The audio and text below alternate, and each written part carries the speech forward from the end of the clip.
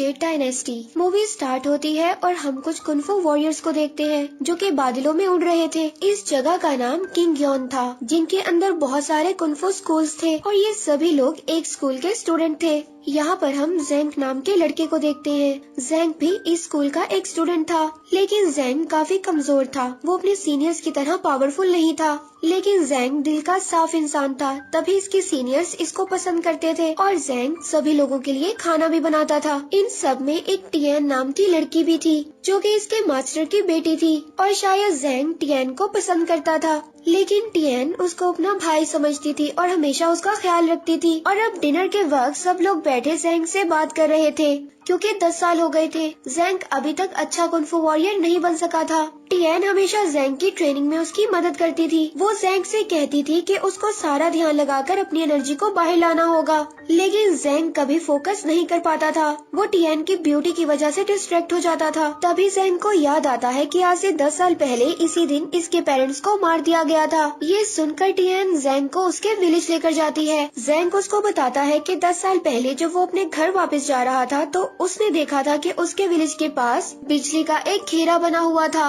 जेंग के फादर जो कि कुनफुन के मास्टर थे और वो किसी डीमन से लड़ रहे थे और उसने मास्क भी पहना हुआ था और उन्होंने डीमन को हरा भी दिया था, लेकिन लास्ट में उस डीमन ने अपनी थंडर वॉर से उन पर अटैक किया था और सब खत्म हो गया। और वो बताता है कि जब सुबह को मैं और मेरा फ्रेंड जागा तो विलेज के सभी लोग मारे गए थे, जिन लोगों में उसके पेरेंट्स भी शामिल थे। और जेंग ने तभी कसम खाई थी कि वो अपने पेरेंट्स का बदला जरूर लेगा। और तभी वहाँ पर कुनफुन के मास्टर्स आए थे और उनके साथ टियान भी थी। तभी जेंग ने मास्टर से कहा था कि वो उसे अपना स्टूडेंट बना ले ताकि वो अपने पेरेंट्स का बदला ले सके, और तभी से जेंग के स्कूल में है। और जेंग टियान को बताता है कि 10 साल हो गए, मुझे अभी भी पता नहीं चल सका कि विलेजर्स की मौत का जिम्मेदार कौन था। इसके बाद हम स्कूल को देखते हैं जहाँ पर सारे कुनफुन मास्टर्स इकट्ठा हुए थे और इनमें एक लेडी मास्टर भी थी जो सिर्फ लड़कियों को अपना स्टूडेंट बनाती थी। और यहाँ पर ये सभी लोग कुनफुन कॉन्टेस्ट की बातें करते हैं जिसमें सभी स्कूल के स्टूडेंट्स हिस्सा लेने वाले थे। तभी लेडी मास्टर कहती है कि उनकी एक स्टूडेंट शोई भी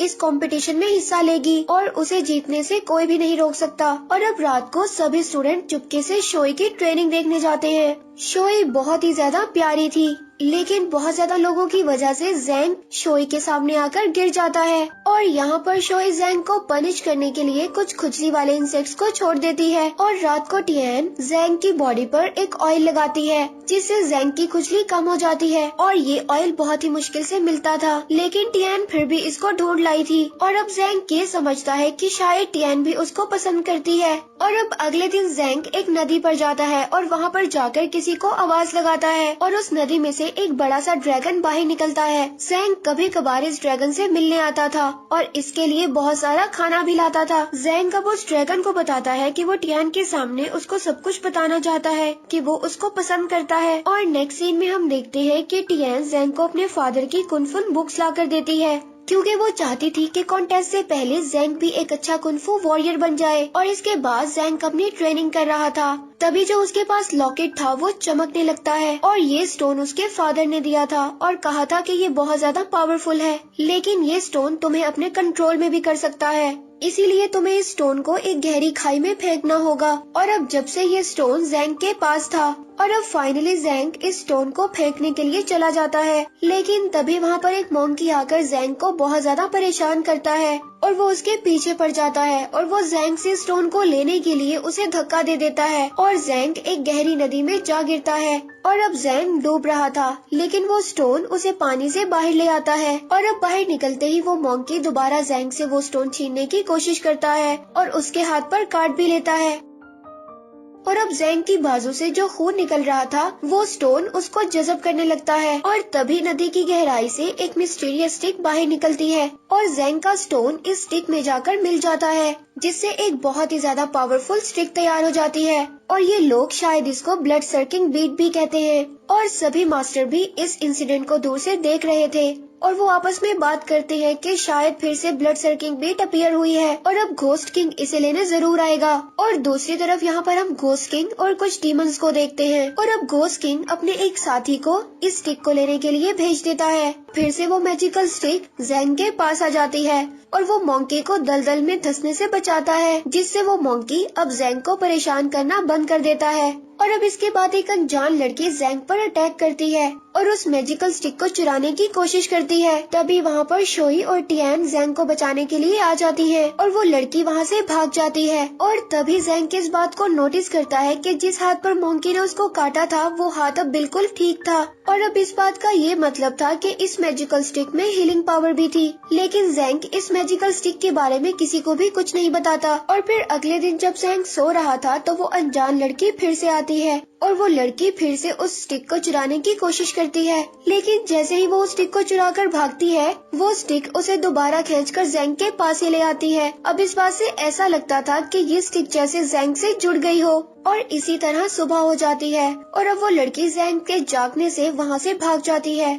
अब इसके मास्टर्स जैंग को बताते हैं कि वो भी कुंफू कंपटीशन में हिस्सा लेगा। और अब इस न्यूज को सुनकर जैंग बहुत ज्यादा खुश होता है। और तभी जैंग का दोस्त भी वहाँ पर आ जाता है जो कि कंपटीशन से जुड़ी कुछ खबर को लाया था। और यहाँ पर हमें पता चलता है कि शायद टियान जैंग के फ्रेंड को पसंद करती थी। और जब जैंग टियान और अपने फ्रेंड को एक साथ देखता है तो वो बहुत ज्यादा उदास हो जाता है और उसका दिल टूट जाता है। तभी वो देखता है कि कुछ लोग उसकी तरफ भागते हुए आ रहे थे। वो लोग दरअसल उसी अनजान लड़की के पीछे भाग रहे थे। और इन सब को देखकर जैंग भी वहाँ पर भागने लगता है। और अब वो भागते भागते एक पहाड़ के नीचे जाकर छुप जाते हैं। और अब वो लड़की दोबारा उस मैजिकल स्टिक को चुराने की कोशिश करती है लेकिन वो स्टिक उस लड़की को बेहोश कर देती है। और अब शाम को जैंग उसके लिए खाना बना कर लाता है। और अब वो लड़की जैंग को मारने के लिए बिल्कुल तैयार थी। लेकिन जब वो जैंग से बात करती है तो वो अपने इस प्लान को बदल देती है और वो दोनों बहुत अच्छे दोस्त बन जाते हैं। और अब वो उसे नहीं मारती। और अब अगले दिन कंपटीशन शुरू होता है और सभी स्टूडेंट जमा हो जाते हैं। और अब मास्टर्स उनको बताते हैं कि उनमें से 63 स्टूडेंट्स को बॉल्स के जरिए सेलेक्ट किया जाएगा और जिसके पास भी नंबर 1 वाली बॉल होगी वो सीधा सेकंड राउंड में चला जाएगा। और अब बॉल्स को पकड़ने के लिए सभी कुंफू वॉरियर्स उड़ने लगते हैं लेकिन जैंग उड़ नहीं सकता था। उसको तभी एक बॉल जमीन पर पड़ी हुई मिल जाती है। इससे पहले जैंग उस बॉल को उठाता शोई अपनी बॉल से उसको बदल देती है। अब जैंग को पता चलता है कि उसे नंबर 1 बॉल मिली है। अब उसे इस कंपटीशन में लड़ना नहीं पड़ेगा। अब जैंग शोई से पूछता है कि उसने उसको नंबर 1 वाली बॉल क्यों दी, जिस पर शोई उसको जवाब देती है कि वो लड़कर आगे बढ़ना चाहती है ना कि लक के भरोसे पर। और अब नंबर 1 राउंड शुरू होता है और आधे स्टूडेंट एलिमिनेट हो जाते हैं। और अब शोई इस कंपटीशन को जीतने के लिए बहुत ज्यादा मेहनत कर रही थी जिससे उसकी बॉडी बहुत ज्यादा इंजर्ड होने लगी थी। और उसकी मास्टर उसको कहती है कि वो राउंड 2 में हिस्सा ना ले लेकिन शोई इस बात को नहीं मानती। तभी उसकी मास्टर उसको एक मेडिसिन देती है जिसे वो जल्दी हील हो जाती है। और राउंड 2 में जैंग की भी फाइट होती है लेकिन उसकी स्टिक सामने वाले को खुद ही बेहोश कर देती है और जैंग जीत जाता है। और रात को डिनर के वक्त जैंग को पता चलता है कि उसके और टियान के अलावा इनके स्कूल से कोई भी स्टूडेंट आगे नहीं जा सका। लेकिन वो सभी जैंग के लिए बहुत ज्यादा खुश थे। और अगले दिन कंपटीशन फिर स्टार्ट होता है। यहाँ पर जैंग की फाइट उसके फ्रेंड और शोई की फाइट टियान से होती है। यहाँ पर जैंग अपने फ्रेंड के साथ बहुत अच्छी फाइट करता है और उसको हरा देता है क्योंकि उसे लगता था कि जैंग ने अब तक अपनी मैजिकल पावर को छुपाया हुआ था और जैंग बिल्कुल भी कमजोर नहीं था। अब जैंग को भी अपने फ्रेंड की बात बुरी लग रही थी क्योंकि वो स्टिक की वजह से ही जीत रहा था तो वो अब उस स्टिक को दूर फेंक देता है। दूसरी तरफ शोई टियान को फाइट में हरा देती है और अब जैंग के मास्टर भी उसको डांटते हैं क्योंकि उसने अभी तक अपनी इन पावर्स के बारे में किसी को भी नहीं बताया था। इसके बाद जैंग का मंकी रात को उसे एक नदी के किनारे ले जाता है जहाँ पर शोई बेहोश लेटी हुई थी जो कि बहुत ज्यादा सख्त ट्रेनिंग की वजह से इंजर्ड हो गई थी। जैंग शोई को उसकी मेडिसिन देता है जिससे वो ठीक हो जाती है। और अब शोई भी शायद जैंग को पसंद करने लगी थी क्योंकि अगले दिन दोनों के दरमियान में फाइट थी लेकिन फिर भी जैंग यहाँ पर उसको बचाने आया था। और अगले दिन जैंग के मास्टर उसको कहते हैं कि वो यहाँ तक इस कंपटीशन में आ गया है, इनके स्कूल के लिए बहुत बड़ी बात है। अब जैंग जीते या हारे इससे हमें कोई भी फर्क नहीं पड़ता, बस वो यही चाहते थे कि जैंग को इस फाइट में ज्यादा चोट ना लगे। इसके बाद जैंग और शोई की फाइट स्टार्ट हो जाती है और जैंग अपनी स्टिक के बगैर बहुत ज्यादा कमजोर हो गया था और वो बुरी तरह से इंजर्ड भी हो गया था